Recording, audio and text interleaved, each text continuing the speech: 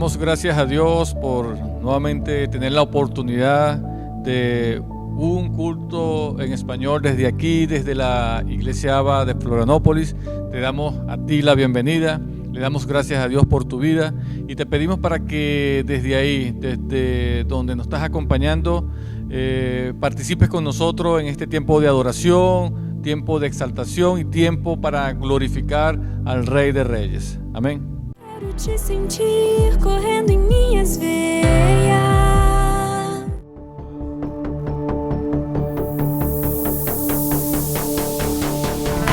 No início eras a palavra, com Deus o Altíssimo.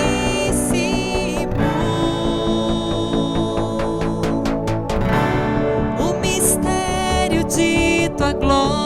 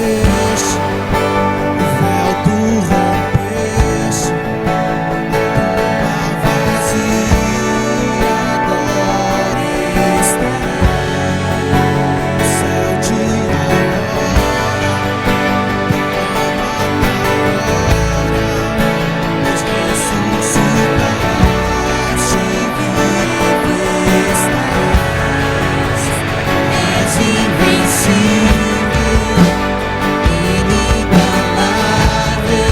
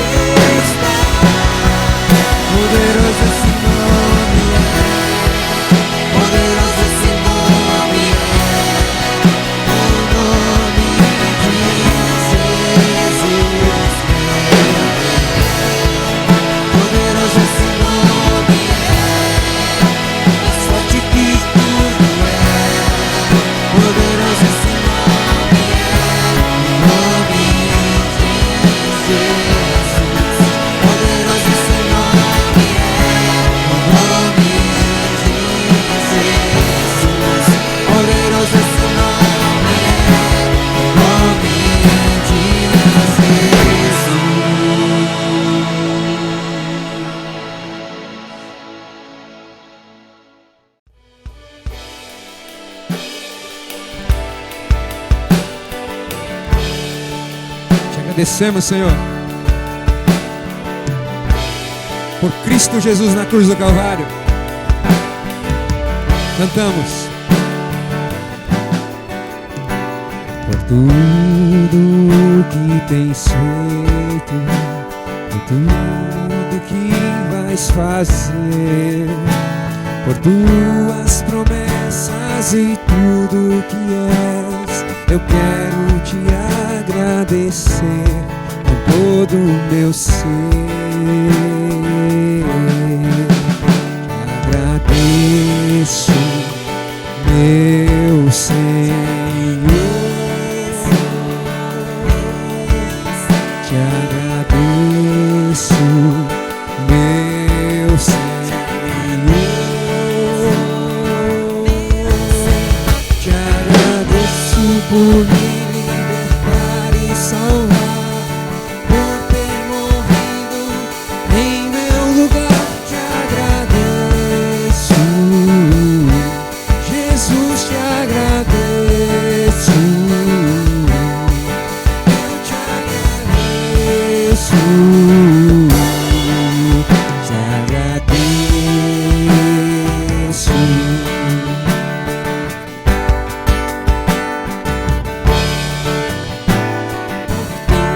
Tudo que tens feito, por tudo que vais fazer, por tuas promessas e tudo que és, eu quero te agradecer com todo o meu ser.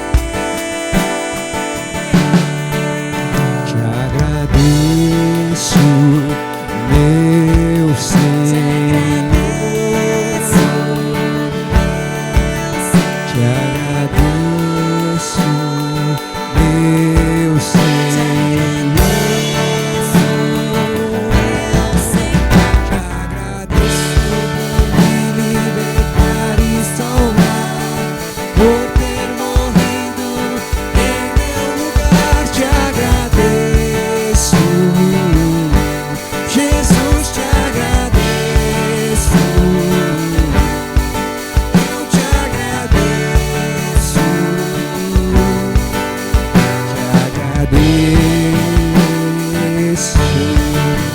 te agradeço por me libertar e salvar, por ter morrido em meu lugar. Te agradeço, Jesus, te agradeço.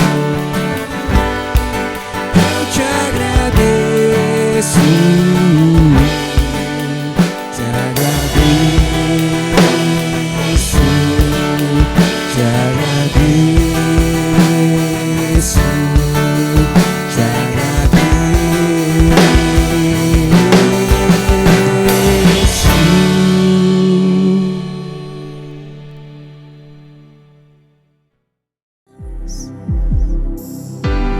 Flui em mim, Senhor. Realmente es un privilegio poder adorar, es un privilegio poder participar de la alabanza en nuestro Dios. Pero ahora te pido para que me acompañes en un tiempo de intersección, un tiempo de clamor, un tiempo de orar por Venezuela. Padre, en esta hora, Señor, nosotros venimos delante de tu presencia, amado Dios, alabándote, glorificándote, dándote a ti, Señor, toda gloria y toda honra, porque solamente tú, oh Dios, eres digno de ser alabado, solamente tú, Señor, eres digno de ser exaltado. Padre, en esta hora yo me uno con mis hermanos, desde el lugar, oh Dios, donde ellos nos están acompañando, Padre, para levantar un clamor, para poner delante de ti, oh Dios, Señor, a Venezuela. Padre, nosotros clamamos por esa tierra donde fluye leche y miel. Te pedimos, Señor, para que cese toda violencia, Padre, en medio de nuestra tierra. Te pedimos, Señor, por una gran reconciliación en medio de nuestro país, para que cese, Padre, el derramamiento de sangre inocente, oh Dios. Te pedimos, Señor, para que sea tu sangre preciosa cubriendo, Dios, desde el norte, sur, este, oeste, nuestra tierra. Señor, sangre que nos limpia de toda maldad, que nos limpia, Señor, de pecado.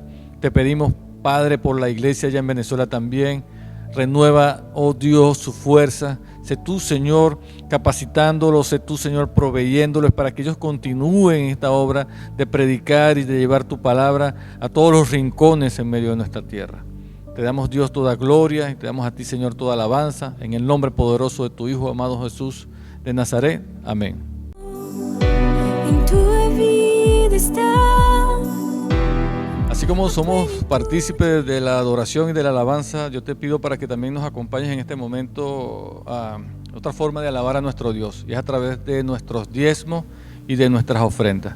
Te pido para que cierres tus ojos y nos acompañes para dar gracias a Dios de ser partícipe en este privilegio. Señor, te damos gracias, Dios, por el privilegio que tenemos de traer a tu casa. Señor, traemos de lo que tú mismo, oh Dios, nos has dado. Señor, nosotros te pedimos en esta hora por aquellos hermanos que no tienen cómo ofrendar, que no tienen cómo diezmar. Te pedimos, Señor, para que seas tú proveyendo, para que seas tú supliendo. Dios, nosotros te damos gracias porque nosotros reconocemos que tú eres el proveedor de nuestra vida. Nosotros te damos gracias porque tú eres el que nos sustentas y eres tú, Señor, el que garantiza que no falte en nuestra casa. Pedimos también en esta hora por los que están buscando empleo, por los que están buscando trabajo. Cualquiera, Señor, en el lugar donde ellos se encuentren. Te pedimos, Dios, para que seas tú abriendo puertas, Señor, para que esos currículos fluyan y lleguen a las manos correctas. Te pedimos, Señor, también por la administración de esta casa, de esta iglesia. Pon temor reverente en el corazón de ellos. Ayúdalos, Dios, para que ellos tomen las decisiones correctas. Te damos gloria y honra en el nombre poderoso de tu Hijo amado Jesús de Nazaret. Amén. A plenitude de Deus. Nuevamente te damos la bienvenida para nuestro culto en español. Le damos gracias a Dios por tu vida, le damos gracias a Dios por el privilegio que tenemos nosotros de estar aquí y de poder ser partícipes en la predicación de su palabra. Realmente es un privilegio, es una gran responsabilidad. Le damos gracias a Dios por tu vida. Si tú nos estás acompañando esta noche o por primera vez, yo te invito para que en el canal de YouTube de la iglesia están disponibles todas las otras predicaciones. También tenemos presencia en Facebook, en Instagram, y te pido para que nos acompañes también desde las redes sociales. Ya nosotros tenemos 2 semanas conversando un poco sobre la voluntad de Dios, y el culto pasado y el culto antepasado nosotros estuvimos tratando un tema que era la importancia para un creyente del conocimiento de la voluntad de Dios. Y reflexionando un poco mientras terminaba ese tema, yo pensaba que íbamos a cerrar ahí. Vi que era importante, mientras estudiaba esta porción de las Escrituras, vi que era importante que no nos quedáramos solamente en decir que el conocimiento de la voluntad de Dios es suficiente, porque es necesario, y ese es el título de esta enseñanza. Vamos a dividirla en 2 partes. El título es Sometimiento a la voluntad de Dios. Entonces no es solo suficiente el conocimiento, sino que tenemos que ir un poco más allá. Es el sometimiento a la voluntad de Dios. Hay una palabra que nosotros usamos mucho, con mucha frecuencia, dentro y fuera de la iglesia, y es una palabra bastante conocida, la palabra fe. Y si usted le pregunta a cualquier creyente, cualquier hermano de la iglesia sobre qué es fe, seguramente inmediatamente nos va a citar Hebreos 11, fe es la certeza de lo que se espera, es la convicción de lo que no se ve. Pudiese citar que sin fe es imposible agradar a Dios. Inclusive no sabemos versículos para definir bíblicamente lo que es la fe. Pero hay un detalle que a veces se nos pasa por alto, y es el hecho de que la palabra fe, el espectro semántico de esta palabra fe, alcanza o abarca lo que es la obediencia también. Es decir, que cuando nosotros hablamos de fe, nosotros deberíamos estar hablando también de obediencia. Y Santiago lo dice mucho mejor. Cuando nosotros nos vamos a la carta escrita por Santiago, él en el capítulo 2, en el versículo 14 al 17, él lo define mucho mejor. Él dice: hermanos míos, ¿de qué aprovechará si alguno dice que tiene fe y no tiene obras. Es decir, la forma en que yo me conduzco, la forma como yo me comporto, está directamente relacionado con la fe que yo digo que estoy profesando.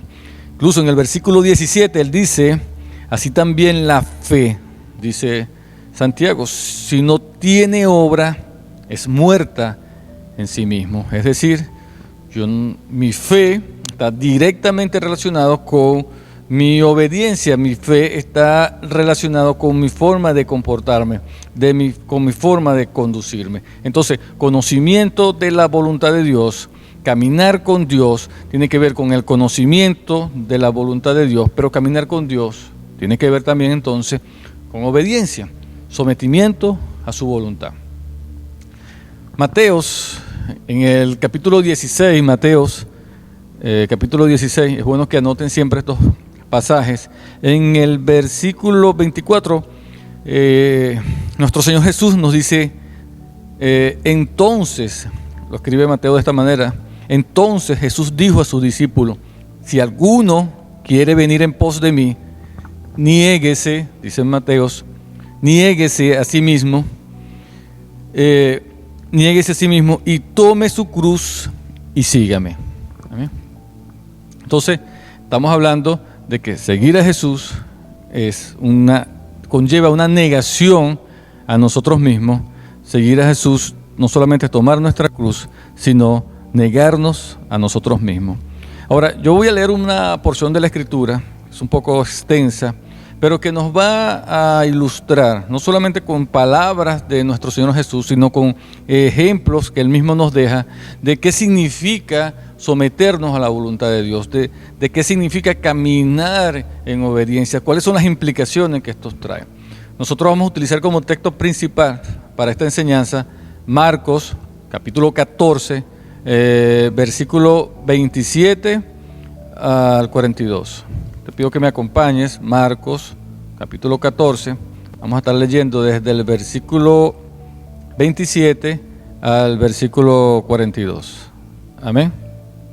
Entonces Jesús les dijo, todos os escandalizaréis de mí esta noche, porque escrito está, heriré al pastor y las ovejas serán dispersas.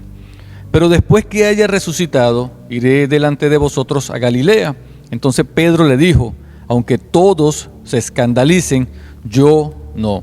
Y le dijo Jesús, de cierto te digo que tú, hoy, esta noche, antes que el gallo haya cantado 2 veces, me negarás 3 veces. Mas él, con mayor insistencia decía, si me fuere necesario morir contigo, no te negaré. También todos decían lo mismo. Vinieron pues a un lugar que se llama Getsemaní y dijo a sus discípulos, sentaos aquí, entre tanto que yo oro. Y tomó consigo a Pedro, a Jacob y a Juan y comenzó, dice la Escritura, y comenzó a entristecerse y a angustiarse. Y le dijo, mi alma está muy triste hasta la muerte, quedaos aquí y velad. Yéndose un poco más adelante, se postró en tierra y oró, que si fuese posible, pasase de él aquella hora. Y decía, Abba Padre, todas las cosas son posibles para ti. Aparta de mí esta copa, mas no lo que yo quiero, sino lo que tú. Vino luego y los halló durmiendo y le dijo a Pedro, Simón, ¿duermes? ¿No has podido velar 1 hora? Velad y orad para que no entréis en tentación. El espíritu a la verdad está dispuesto, pero la carne es débil. Otra vez fue y oró, diciendo las mismas palabras. Y al volver otra vez los halló durmiendo, porque los ojos de ellos estaban cargados de sueño y no sabían qué responderle. Vino la tercera vez y les dijo, dormid ya y descansad, basta, la hora ha venido, he aquí, el Hijo del Hombre será entregado en manos de los pecadores. Amén. Es prácticamente imposible nosotros avanzar en esta enseñanza sin detenernos un poco para hacer una reflexión. Jesús está en el Getsemaní, Monte de los Olivos, está en el Getsemaní. esto está aconteciendo entre lo que nosotros llamamos la Santa Cena, ahí en el aposento alto, y el momento justo antes de nuestro Señor Jesús ser entregado. Eso está aconteciendo en ese momento. Ahora, nuestro Señor Jesús está viviendo eso, porque eso es parte de un plan que nuestro Dios Santo, nuestro Dios misericordioso, diseñó, y que lo diseñó con un propósito: poder reconciliar el hombre con Él. Y por eso es que Pablo dice en 1 Corintios 18, Pablo dice que la palabra de la cruz es locura para que se pierde, porque resulta que este plan que nuestro Dios diseña es un plan donde el mismo Dios que ha sido negado, el mismo Dios que ha sido rechazado, el mismo Dios que ha sido ofendido, este mismo Dios determina ofrecerse Él como un sacrificio, y que por medio de ese sacrificio Él iba a reconciliar el hombre consigo mismo. O sea, el hombre que lo negó, el hombre que lo rechazó, por medio de ese sacrificio Él iba a reconciliar el hombre, ¿no? Es el que ha sido ofendido diseña un plan, y en ese plan Él se va a ofrecer, ¿no? Ahí vemos el amor, vemos la misericordia. Por eso es que la Escritura, en el libro de Romanos, el apóstol Pablo dice que nuestro Dios es el justo y Él mismo es el que justifica. Filipenses lo describe de una manera bien hermosa en Filipenses 2 del 6 a 8, usted lo puede leer con tiempo. Filipenses 2 del 6 a 8, en Filipenses Pablo menciona la humillación de nuestro Señor de tomar forma de siervo, expone la obediencia de nuestro Señor Jesús para ir hasta la muerte, y como dice, una muerte de cruz. Entonces, nuestro Señor Jesús se encuentra en este momento, no porque Él necesitase pasar por ese momento, sino por ti y por mí. Él se encuentra en ese instante, se encuentra viviendo ese momento por ti y por mí. Ahora, a través de esta misma experiencia, nosotros vamos a aprender cuáles son las implicaciones que conlleva vivir una vida de obediencia a Dios, cuáles son las implicaciones de someternos a la voluntad de Dios. En 1 de Juan 2:6, nosotros, el apóstol Juan, él dice algo que es importante, que es un pasaje que yo uso con mucha frecuencia. Él dice,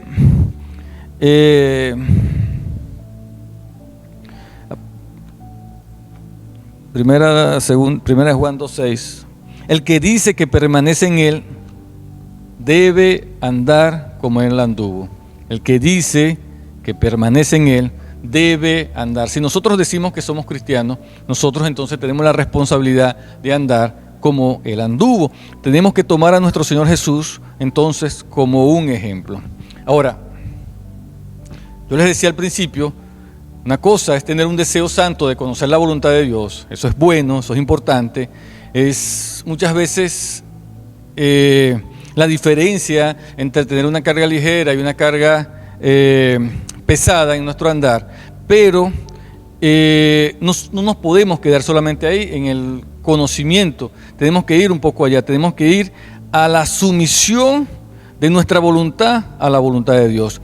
Muchas veces cuando nuestra voluntad coincide con la voluntad de Dios, nosotros nos sentimos bien, nos sentimos afirmados, nos sentimos en paz. El caminar se hace ligero, el caminar se hace fácil, pero cuando no coincide, entonces nosotros comenzamos a rebelarnos, nosotros nos comenzamos, yo digo que a veces entramos en desesperación, esa sensación de impotencia. Hay una voluntad nuestra, hay una voluntad humana que naturalmente se va a oponer a la voluntad de Dios. Pablo decía en Romanos 12, Pablo nos los expone de esta manera. Él dice, este es un pasaje que ya hemos leído en varias oportunidades desde que estamos hablando de la voluntad de Dios. Pablo dice, Romanos 12:2, dice que nosotros no nos debemos conformar con este siglo, sino que debemos experimentar una transformación. Y que por medio de esta transformación, Romanos 12:2, y que por medio de nuestra transformación, una transformación de nuestro entendimiento, nosotros vamos a comprobar que la buena voluntad de Dios es agradable y es perfecta. Es decir, nosotros debemos experimentar una transformación, una renovación en nuestra mente. Y yo he llegado a la conclusión, yo no sé si habrá otros elementos, pero nosotros solo podemos experimentar esta transformación, esta renovación en nuestra mente. Solamente lo podemos lograr a través del estudio de la palabra de Dios, a través de la oración, pero también, en muchos casos, es necesario experiencia. Dios va a permitir que tú y yo vivamos algunas experiencias, porque a través de estas experiencias, entonces nosotros vamos a experimentar esta transformación, esta renovación de nuestra mente, y mediante ello comprobar que la buena voluntad de Dios es agradable y es perfecta. Amén. Entonces, conocemos la voluntad de Dios, conocemos entonces la voluntad de Dios, pero entramos en un ciclo de negación, un ciclo muchas veces de buscar otra alternativa, decirle: Señor, pero no hay otra alternativa para este plan, no hay otra alternativa para esta situación. Pero no es así, nos debemos someter a la voluntad de Dios. Entonces, aquí vemos reflejado nuestro Señor Jesús.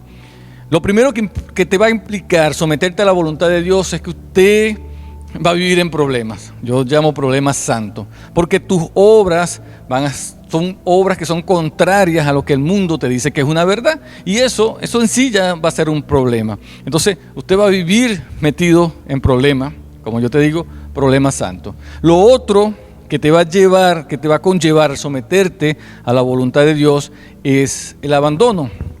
Nosotros vemos que en el versículo 27 del porción que le leí, Jesús le dijo: todos os escandalizaréis de mí esta noche. El Señor Jesús ya le viene anunciando a ellos que no solamente iba a ser entregado, no solamente le viene anunciando que las cosas que están por acontecer son las que están escritas sobre él, no solamente le viene diciendo que va a ser crucificado, ya él les viene anunciando, pero también le viene anunciando que todo esto forma parte de un plan. Y él está diciendo, pero no se lo está diciendo en una forma ni siquiera de recriminación. Yo leo amor en estas palabras, no hay una recriminación, no hay una intención de maximizar alguna debilidad de ellos. Él le está diciendo: esto va a ocurrir porque escrito está. Y entonces él cita a Zacarías, profeta del Antiguo Testamento. Él les dice: esto va a ocurrir así. Ustedes se van a escandalizar esta noche porque escrito está, va a ser ir al pastor y las ovejas serán dispersas. Ahora, él no termina ahí. En el versículo 28 hay un mensaje de consuelo y vemos la gracia de Dios reflejada. Él le dice: voy a experimentar una muerte, voy a ser capturado, voy a ser exhibido públicamente, humillado públicamente, voy a experimentar una muerte de cruz, pero eso no termina ahí. Él le dice: porque después que haya resucitado, él le dice: iré delante de vosotros a Galilea. O sea, eso no va a terminar ahí. Ahora, lo interesante aquí es que los apóstoles, y principalmente Pedro, que es el que responde, ellos no prestaron atención a el escrito está y el cuando resucite iré delante. Ellos se quedaron en la primera parte del mensaje: serán esparcidos. Pedro le dice, entonces Pedro dijo: aunque todos se escandalicen, yo no, le dice Pedro. Muchas veces nosotros actuamos de una forma más emocional, muchas veces actuamos de una forma reactiva, muchas veces no escuchamos, no nos damos el tiempo para escuchar, y eso produce que se produzca esa respuesta reactiva por parte de nosotros, una respuesta que posiblemente sí refleja nuestros mejores deseos, pero que sigue siendo una respuesta emocional. Jesús le está diciendo: no es por ti, es porque escrito está. Pedro habla de sí mismo. Pedro dice: tú no me conoces, maestro, tú no te estás dando cuenta del amor, del gran amor que yo tengo. De repente ellos lo podrán hacer, pero yo no. Pedro insiste: yo no. Y esto concuerda mucho con lo que nosotros vemos. El apóstol Lucas, el evangelista, él lo narra en el capítulo 22, y en el capítulo 22 Lucas nos habla que poco antes también hubo una discusión entre los discípulos para saber quién era el mayor. Entonces Pedro le dice: puede que ellos hagan esto, pero yo no lo voy a hacer. Tú no me conoces, no sabes lo que soy capaz de hacer. Yo creo que definitivamente había buenas intenciones en Pedro. Ahora, Pedro iba a experimentar una verdad que muchas veces nosotros pasamos por alto. Pedro, en su propia carne, iba a experimentar una verdad que a veces nos duele, y es que nuestros deseos son mayores que nuestros logros. Nuestros deseos son mayores que nuestros logros. Y yo te hago hasta un examen tú mismo. ¿Cuántas veces no nos hemos comprometido a comenzar a hacer ejercicio? No nos hemos comprometido a realizar ciertas actividades. Hacemos agenda, hacemos planificaciones. Y cuando revisamos esas agendas, cuando revisamos esas planificaciones, vemos que muchas veces habían muchos deseos y hay pocos logros. Ahora, eso acontece en nuestra vida propia y eso también acontece en nuestras relaciones con los otros. Y aquí quedó demostrado en el caso de Pedro. Si ocurre con nosotros mismos, imagínense con lo que ocurre con nosotros. Pero entonces en el versículo 30 Jesús les dice: de cierto te digo, y aquí hay un énfasis. Hay una versión que dice: y en verdad te digo. Es una expresión, dicen algunos comentaristas bíblicos, que es para referirse a una especie, una forma hebrea de decir amén. Nuestro Señor Jesús podía hacer el amén al principio de las oraciones, nosotros no. Y el mensaje se vuelve más personal. Es con Pedro: de cierto te digo que tú hoy, esta noche, dice, antes que el gallo haya cantado 2 veces, me negarás 3. Ya el mensaje es para ti, Pedro, ¿no? Entonces, ¿cuál fue la actitud de Pedro? Usted la puede ver en el versículo siguiente, en el 31.